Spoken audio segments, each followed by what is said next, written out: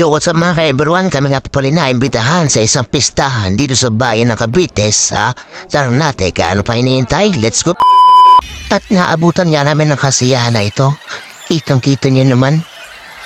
Maraming paputok at kami tuwang-tuwa na nakita namin ang ganyang pangyayari.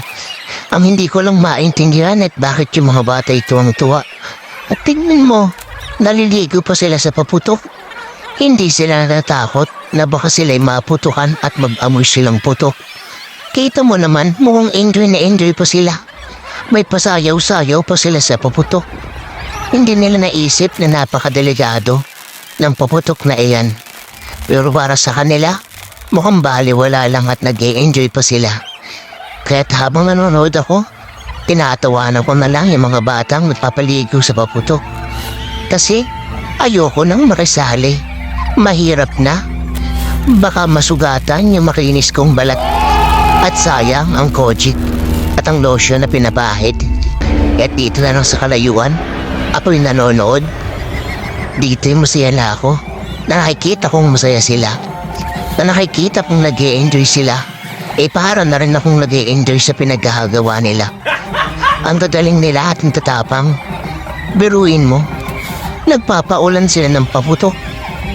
At naliligot, nag-shower sila.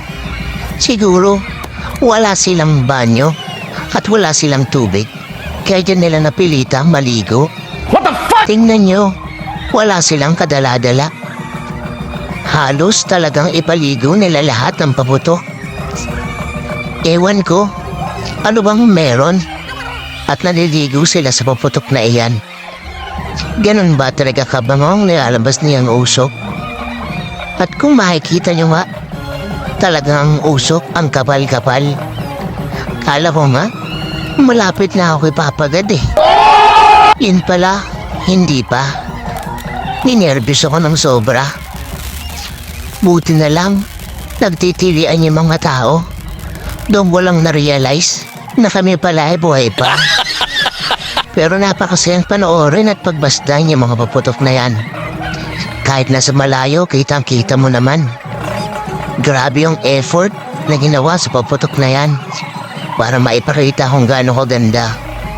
Yan nga pala yung tinatawag nilang palma diyan sa Ternate, Cavite, na kung saan isang poste nalalagyan ng maraming paputok bilang alay dahil sa kapistahan. Hindi ko alam kung paano nila ginawa yan. Basta ang alam ko, nag-i-enjoy akong manood at nag-i-enjoy din sila sa paliligo sa paputok.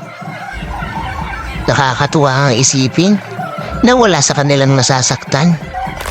Na kahit ganyan yung paputok, ay ini-enjoy lang nila. Kahit ini-enjoy na lang din namin. Ang saya nilang panoorin. Parang mga sabik sila sa ulan. Sa ulan ng paputok.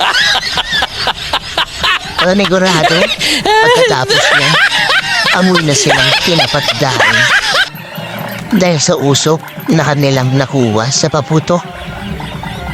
Panigurado, lahat kayong mga bata kayo, palo kayo sa nanay niyo. Nagpunta lang kayo ng plaza, nag-amoy tinapa na kayo. Pero salamat pa rin sa experience na merong ganyan dito sa Cavite. Ang gandang panoorin at ang saya-saya.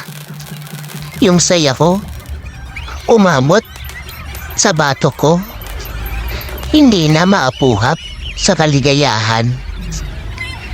Kung makikita nyo ang ngiti ko dyan, umabot sa tenga. Ganun yun kasaya. Kaya nga, ako, in-enjoy ko na lang. Pagkatapos nga namin manood ng palma, nanood na kami at napag-rakrakan sa Agsunta sapagkat yan lang aming pinuntahan din sa pistahan na yan. Kaya tara, rakrakan na.